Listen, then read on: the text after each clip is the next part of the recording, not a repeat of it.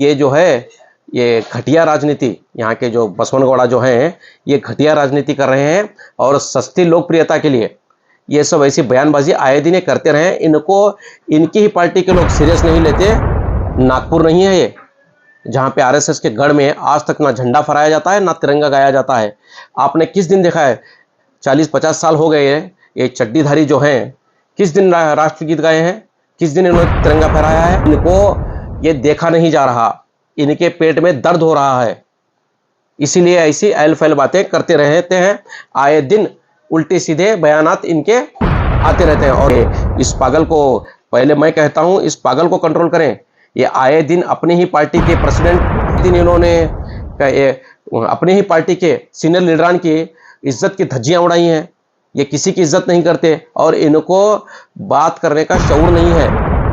इनकी पार्टी में इनकी कोई इज्जत नहीं है, इनको कोई सीरियस नहीं लेता। बीजेपी पार्टी में इनको कोई सीरियस नहीं लेता। आए दिन दिल्ली भाग जाते हैं, कुछ यहाँ एक कुछ भी माहौल पैदा करते हैं बीजेपी अपनी ही पार्टी में, दिल्ली भाग जाते हैं, फिर वहां से लात मार करके उनको कर्नाटक में भगा दिया जाता है। चल भाग यहाँ से बोलकर उल्टी सीधी स्पीच तैयार करके लाते हैं। हिंदू मुसलमान, आतंकवाद और पड़ोसी मुल्क पाकिस्तान, इनके सिवा इनके पास कोई मुद्दा नहीं है। और अब नया मुद्दा लाए हैं मदरसे का। सबूत है। आए दिन उल्टी सीधी बातें करना इनका एक पेशा हुआ है। ये अपने पद की गरिमा को पूरी तरह भूल चुके हैं। इनका क्या फरीजा है, इनको क्या करना चाहिए, ये इनको बिल्कुल भी होश नहीं है।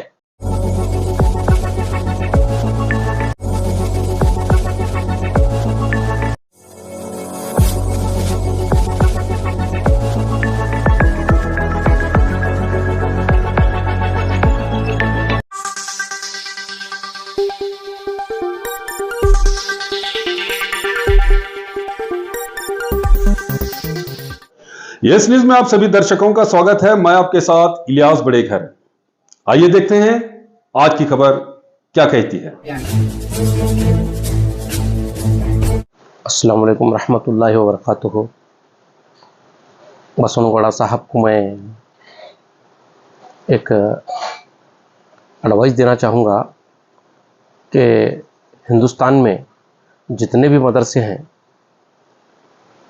उन मदरसों के अंदर अगर ऐसी कोई घटना हो रही है, वो ऐसा कह रहे हैं, तो मैं बसवन गौड़ा को किसी भी मदरसे में एडमिशन करा के अपने ज़ाती खर्चे से पढ़ाने के लिए तैयार हूँ कि वो मदरसों में चंद महीने गुजारें, वहाँ की एक्टिविटीज़ को, वहाँ क्या पढ़ाते हैं, वहाँ क्या सिखाते हैं, ये सब देख करके आ करके बयानबाजी करें। सिर्फ मीडिया के सामने आ करके कुछ भी बोल देना, कुछ भी एक हवा खड़ा करना, ये उनकी फितरत है।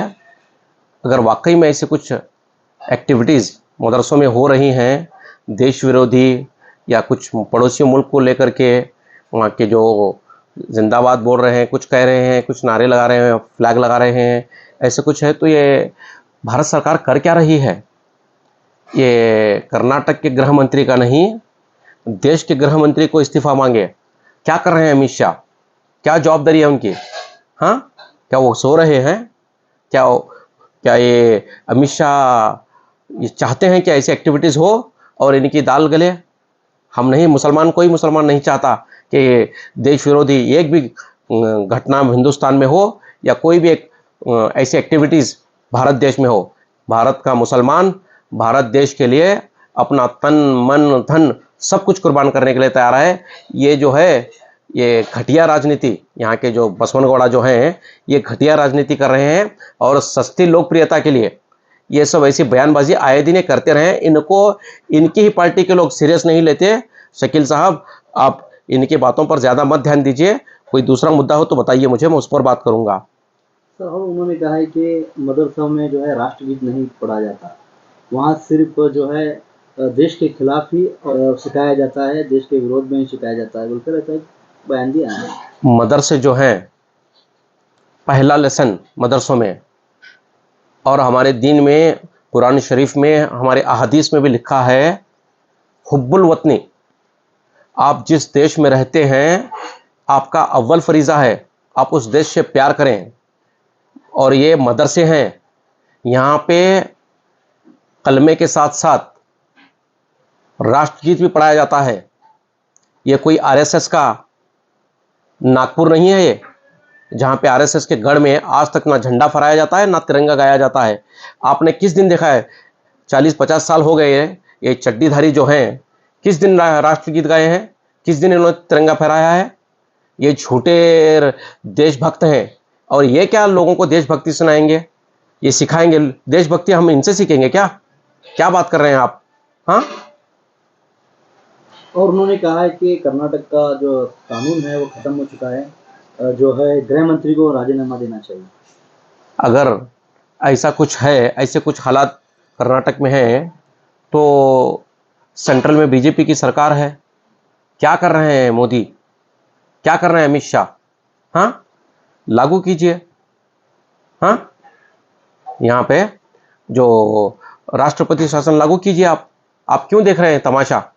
ये सब हवा खड़ा करने का कोई मतलब नहीं है, इनकी बातों में कोई दम नहीं है, और ना ये सब बिना आधार के बात करते हैं। ये कर्नाटक में अमन और शांति इन लोगों से देखी नहीं जा रही। और जिस तरह यूपी, बिहार, जिस तरह इन्होंने मध्य प्रदेश में हालात पैदा किए हैं, मुसलमानों को डरा धमका करके, और दिल्ली में भी, अब दिल्ली की भी बारी है, डरा धमका करके ऐसा माहौल पैदा करना चाहते हैं। कर्नाटक में सिद्धरामैया सरकार हिंदू मुसलमान को लेकर के, साथ में लेकर के चलने वाली सरकार है। इनको ये देखा नहीं जा रहा, इनके पेट में दर्द हो रहा है, इसीलिए ऐसी ऐल फैल बातें करते रहते हैं। आए दिन उल्टे सीधे बयानात इनके आते रहते हैं, और इनको मैं अवाम से अपील करता हूं को इनको बिल्कुल भी सीरियस नहीं ले जाए। ये एक पागल कुत्ते की तरह हैं, इनका भौंकना हर तरफ से ये भौंकते रहते हैं। इन पर ज़्यादा ध्यान मत दीजिए। मीडिया से भी मेरी ये रिक्वेस्ट है कि इनके बयानात को शाया न करें। और उन्होंने कहा है कि सीएम सिद्धरामैया जो है लव जिहाद को बढ़ावा देने के लिए मुसलमानों को सपोर्ट कर रहे हैं। तो सीधा सीधा उन पर केस कीजिए आप, अगर आपके पास कुछ सबूत हैं। अगर सिद्धरामैया साहब लव जिहाद को बढ़ावा दे रहे हैं, अगर एक भी सबूत आपके पास है तो उन पर केस कीजिए। क्या कर रही है सेंट्रल में जो सरकार है, बीजेपी सरकार क्या कर रही है? हिंदुस्तान की सरकार क्या कर रही है? उसका क्या फरीजा क्या है? उसकी क्या जवाबदेही है? हाँ, क्यों अपनी जवाबदेही से भाग रहे हैं? ये इस पागल को, पहले मैं कहता हूं इस पागल को कंट्रोल करें।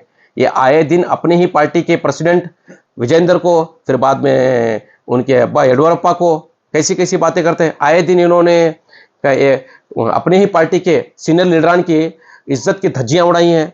ये किसी की इज्जत नहीं करते और इनको बात करने का शऊर नहीं है।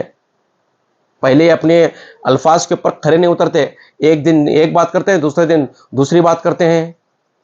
इनकी पार्टी में इनकी कोई इज्जत नहीं है, इनको कोई सीरियस नहीं लेता। बीजेपी पार्टी में इनको कोई सीरियस नहीं लेता। आए दिन दिल्ली भाग जाते हैं, कुछ यहाँ कुछ भी माहौल पैदा करते हैं बीजेपी अपनी ही पार्टी में, दिल्ली भाग जाते हैं, फिर वहां से लात मार करके उनको कर्नाटक में भगा दिया जाता है, चल भाग यहाँ से बोलकर।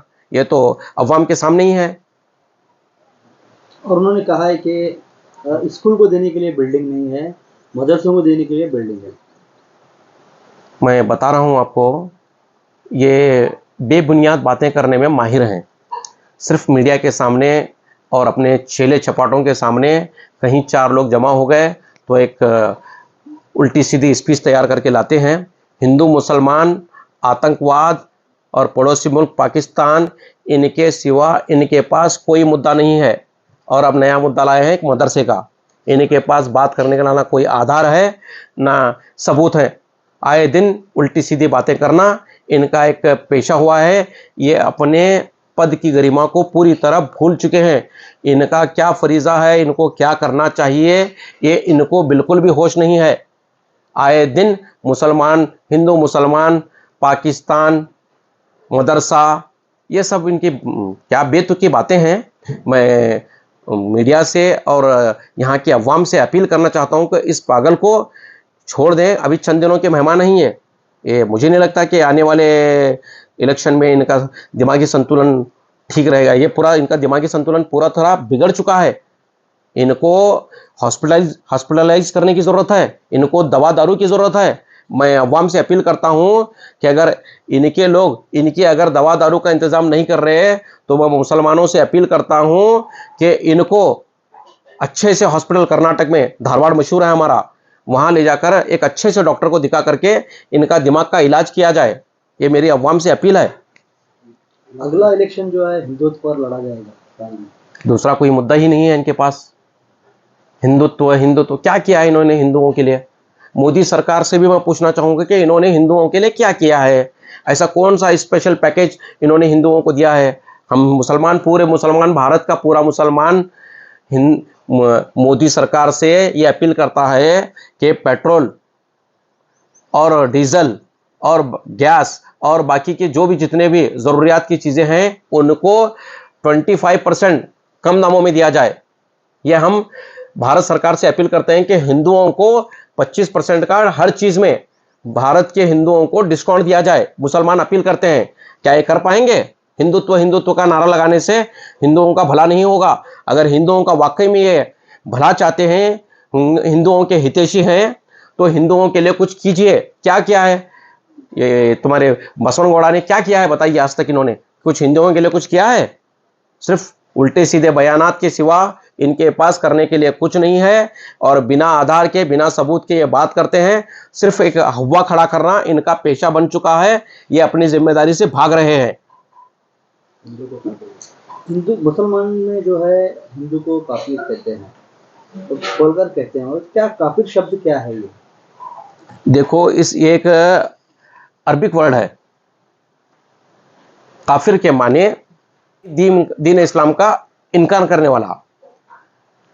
चाहे वो हिंदू हो, चाहे वो मुसलमान हो, चाहे वो किसी भी धर्म का हो, अगर वो इस्लाम का इनकार करता है तो वो काफिर है। चाहे वो हमारे में से भी हो सकता है। और हम कब इनको काफिर काफिर करके कहते हैं बताइए?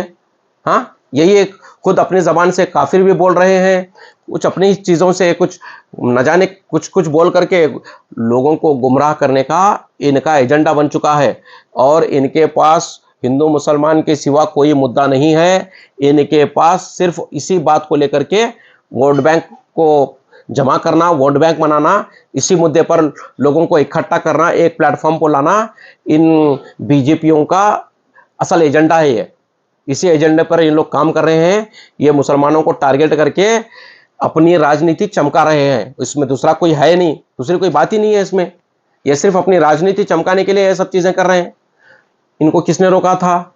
डबल इंजन की सरकार थी। अगर कुछ ऐसी आतंकवादी घटनाएं हो रही थी, कुछ देश विरोधी चटवटिकें हो रही थी, तो इनको किसने रोका था? करना चाहिए था। किसने मना किया है?